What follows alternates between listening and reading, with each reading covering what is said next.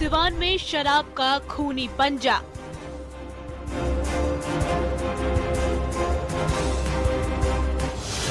हंसते खेलते लोगों पर मौत का शिकंजा।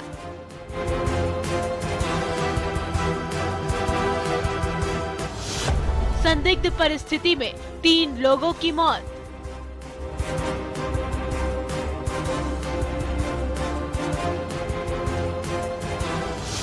पूरे इलाके में जहरीली जाम का खौफ।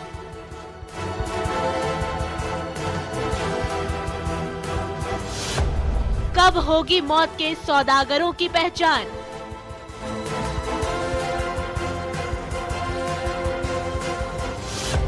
जहरीला जाम कितनों की लेगा जान।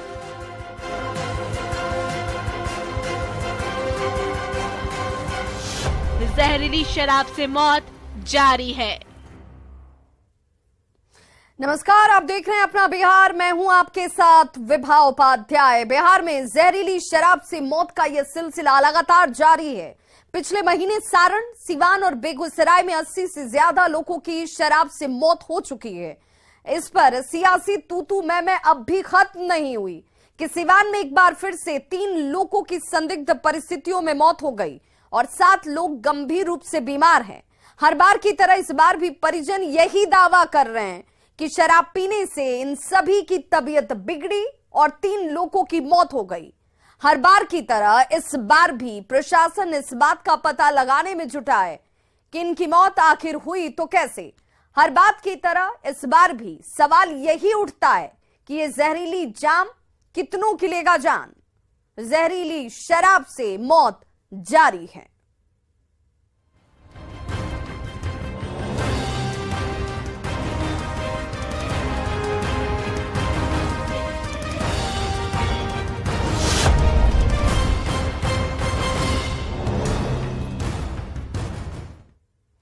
तो सिवान से बड़ी खबर, जहां पर संदिग्ध परिस्थिति में 3 लोगों की मौत हो गई है। शराब पीने से मौत की आशंका परिजन खुद जाहिर कर रहे हैं और 7 लोग गंभीर रूप से बीमार इस वक्त इलाजरत हैं अस्पताल में। मामले में 12 आरोपियों को गिरफ्तार किया गया है और शराब पीने से मौत की आशंका के बीच 12 लोगों की गिरफ्तारी सुनिश्चित हुई है।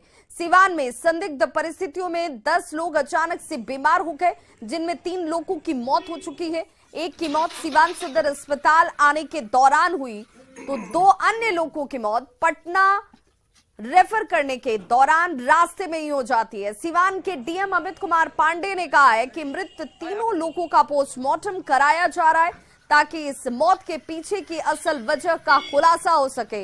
वहीं गांव में माइकिंग कराई गई ताकि जो लोग भी अस्वस्थ हों, जिन्हें बीमार होने या शराब जैसे किसी भी पदार्थ के पीने के बाद अस्वस्थता महसूस हो रही हो, वो इलाज कराने के लिए अस्पताल पहुंचे।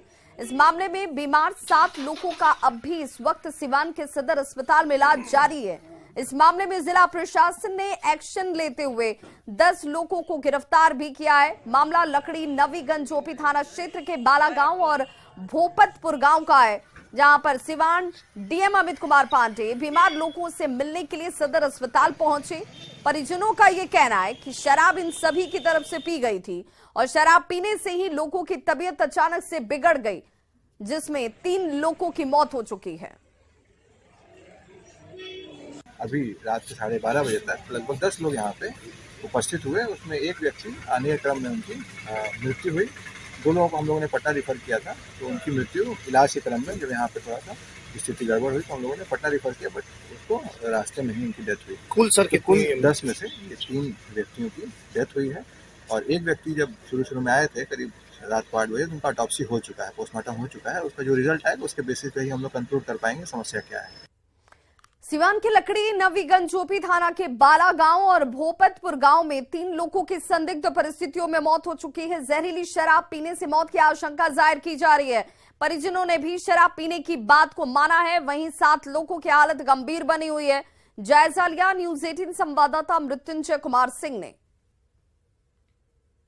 सिवान जिले के लकड़ी नवीगंज थाना क्षेत्र के बेला गांव में संदिग्ध परिस्थिति में जहां 3 लोग की मौत हुई है, वहीं बताया जा रहा है कि करीब 8 लोग की हालत बिगड़ी हुई। आप देख सकते हैं इस वक्त का नजारा, ये सिवान सदर अस्पताल का नजारा है। हम जानने की कोशिश करेंगे और जिनकी अस्वस्थ हुए हैं, जिनकी तबीयत खराब हुई है, उनसे बात करने की कोशिश करेंगे। आप देख सकते हैं ये सीवान सदर अस्पताल का नज़ारा है। यहाँ हम जानने की कोशिश करें, देख रहे हैं आप डॉक्टर चेकअप भी लगातार कर रहे हैं, क्योंकि ये इनकी तबीयत खराब हुई है और बताया जा रहा है कि आशंका जताया जा रहा है कि आखिर शराब के सेवन से इस तरह की बातें सामने आई है। आप देख सकते हैं मेडिकल टीम, डॉक्टरों की टीम चेकअप कर रही है यहाँ पे, और ये सदर अस्पताल का नज़ारा आप दिखाने की कोशिश करेंगे। 7 लोग इस सदर अस्पताल में भर्ती है जिनकी तबीयत खराब हुई है। आप देख सकते हैं डॉक्टर की टीम यहाँ पे चेकअप कर रही है इनका। हम बात करने की भी कोशिश करेंगे कि आखिर इनकी समस्या क्या है, प्रॉब्लम क्या है। आप देख सकते हैं। क्या नाम है आपका? नाम क्या है? जितेंद्र कुमार माझी। क्या हुआ है? सोने में दम फूलने लग रहा है पूरा तन अभी। क्या कुछ खाना वाना खाया क्या? कुछ लिए थे? कहाँ घर है आपका? बाला। कितने लोगों की तबीयत खराब हुई है? 5-6 आदमी। 6 आदमी। आप परिजन है इनके? परिजन है इनके? क्या कैसे तबीयत खराब हुई? हमार लड़का हमें कैसे तबीयत खराब हुई? दारू पियले बावे, सब लोग में आइल बा। कहाँ दारू मिला? कहाँ से दारू मिल गया? दारू मिलल बा, जे दिले बा से पकड़ के आ गइल बा सीवान जेल में। ये लोग कहाँ पिए थे? लोग सब वही जी बोले में। बोले में? हाँ। कौन था शराब? माने चुलाई शराब पिया? हाँ ना, पॉलिथीन बांधल। हाँ। कितने लोग वहाँ भी बीमार है गाँव के? सब लोग यही में आ गइल बा। 4 आदमी है जिसे आपस चल गइल बा, मर गइल बा। क्या नाम है वो लोग के? आपका नाम क्या है? हमार ज्ञानती नाम है। इनके परिजन है यार? हमार लड़का क्या हम नाम है इनका? जितेंद्र। तो देख सकते हैं ये जितेंद्र की माँ थी। तस्वीर दिखाने की हम कोशिश करेंगे। साफ तौर पर कहना था कि जहरीली शराब के सेवन से जो स्थिति इन लोग की हुई है, उनका तबीयत खराब हुआ है। हालांकि सिवान जिलाधिकारी द्वारा कहा गया है कि अभी तक 3 लोगों की मौत हुई है जिनका पोस्टमार्टम यहाँ कराया गया। पोस्टमार्टम करवाने के बाद ही पता चलेगा कि आखिर इनकी मौत के रीजन क्या है। लेकिन जिस तरह से ये घटनाएं हुई तो पूरे इलाके में अफरा तफरी का माहौल बना हुआ है। और हम एक और जानकारी देना चाहेंगे, जो थाना क्षेत्र है लकड़ी नबीगंज, वहाँ उस गाँव की दूरी मात्र 9 किलोमीटर है। अब एक बड़ा सवाल हो रहा है कि आखिर उसमें SHO कहाँ थे और जो चौकीदार होते हैं जिनकी जिम्मेवारी होती है वो लोग कहाँ थे। फिलहाल इस पूरे मामले में जिला प्रशासन जांच कर रहा है और पोस्टमार्टम आने के बाद ही पता चलेगा कि मौत का रीजन क्या है। मृत्युंजय सिंह, न्यूज़ 18 सिवान। और सिवान सदर अस्पताल में जहां पर सभी बीमार लोगों को इलाज के लिए लाया गया है, वहां से हमारे सहयोगी मृत्युंजय कुमार सिंह हमारे साथ जुड़ गए हैं सीधे लाइव। मृत्युंजय, इस वक्त कितने मरीज इलाजरत हैं, उन सभी की स्थिति को लेकर डॉक्टर क्या जानकारी दे रहे हैं?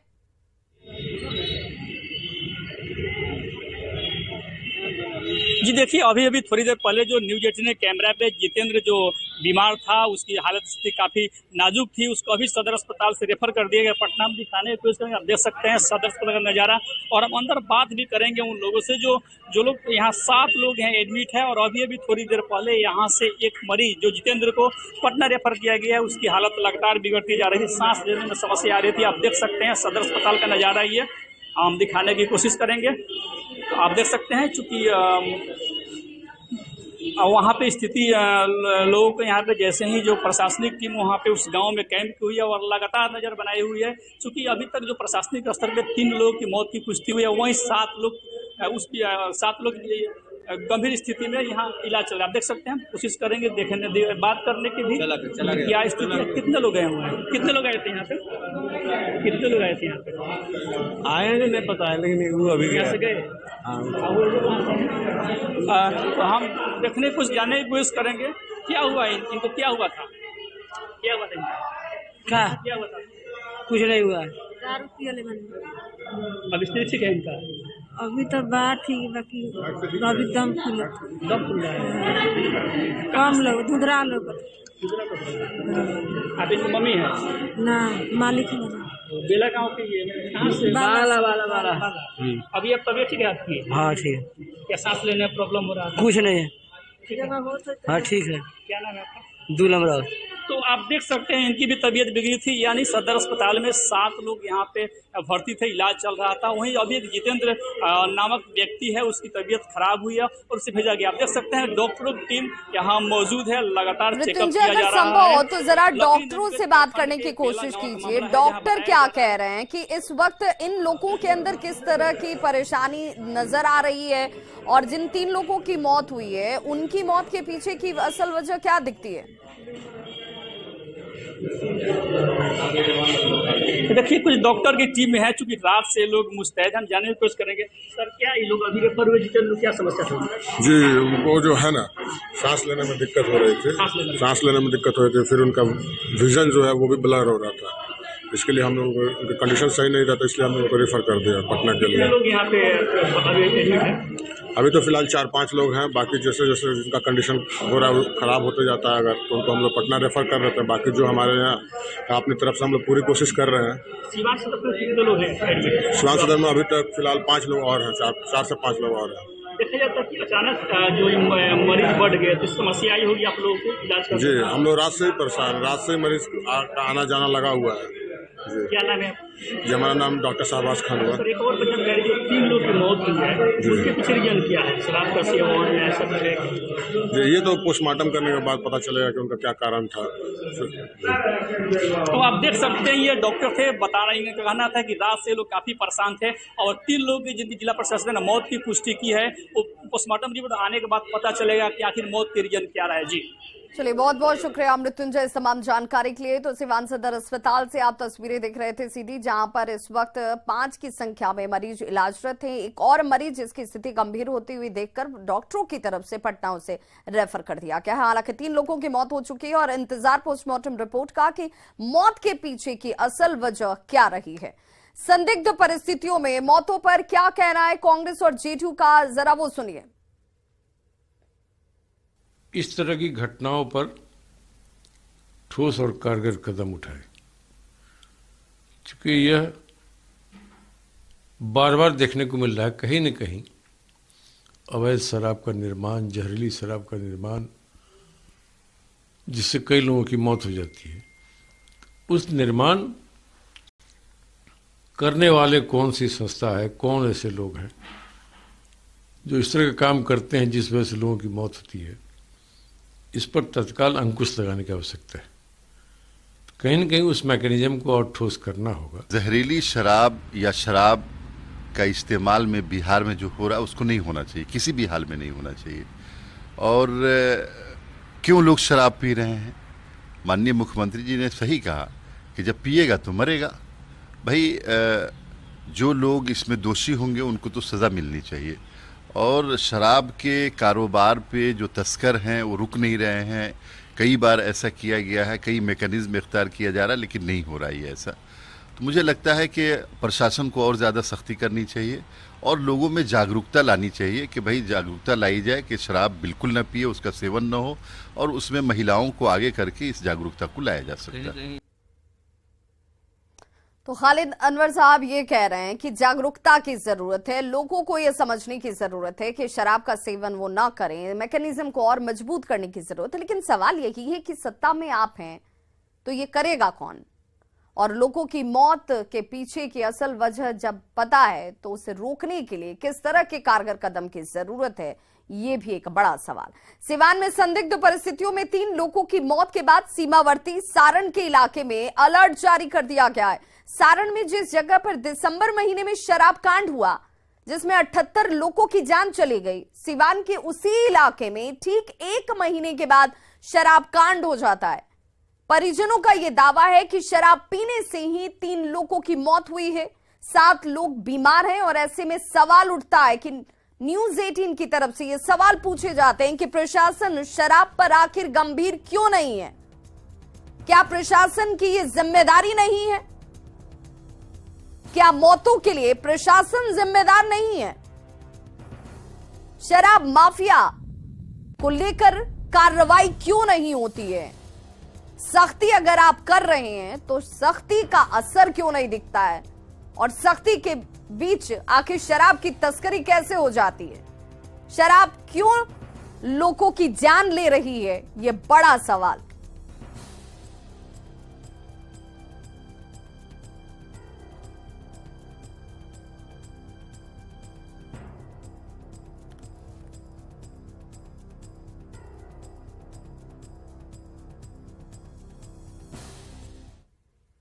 तो जहरीली शराब से मौत लगातार जारी है। अब तारीख दर तारीख जरा इन आंकड़ों को देख लीजिए जो अपने आप में गंभीर सवालों को पैदा करते हैं।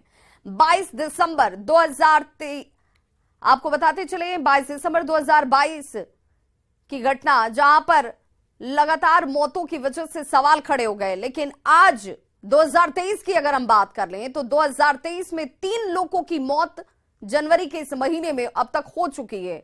सिवान में संदिग्ध हालत में 3 लोगों की मौत हुई। शराब पीने से 7 लोग अब भी बीमार बताए जा रहे हैं, जो कि सिवान सदर अस्पताल में इस वक्त इलाजरत हैं। परिजनों का यह दावा है कि शराब पीने की वजह से ही इन सभी की हालत बिगड़ी। परिजन ये भी दावा कर रहे हैं कि शराब मिल रही है, शराब पी जा रही है और इसी शराब का सेवन कर ये सभी के सभी लोग जो है वो बीमार हुए, जिनमें लोगों को सांस लेने संबंधी परेशानी शुरू हो गई। दिसंबर 2022 की बात कर लेते हैं, 83 लोगों ने अपनी जान गंवा दी। सारण की घटना आपको याद होगी, जहां पर 78 लोगों की मौत एक के बाद एक होनी शुरू हो गई।